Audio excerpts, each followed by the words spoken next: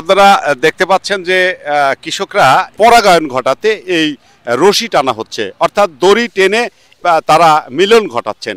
এর ফলে তারা বলছেন যে তাদের ফলন ভালো হবে এবং এখান থেকে বীজ উৎপাদন হয়। এটি হচ্ছে পুরুষ ধান আর এটি হচ্ছে মহিলা ধান। এই যে শুক্রাণুটা ছড়াচ্ছে এটি আমরা রশির মাধ্যমে পরাগায়ন করে দেই।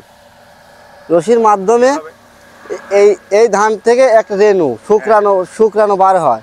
এই শুক্রাণু যা যায় এই এসিলেট ধান মহিলার ভিতরে যায়, প্রবেশ করার কারণে এই থেকে বীজ হয়।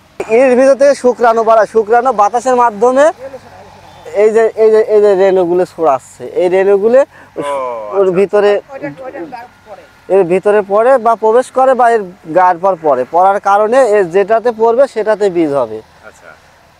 আর এই বীজ বিএডিসি ওই চাষিদের মাঝে দেয়, অধিক ফলনের আশায় চাষিরা এই বীজ নেয়।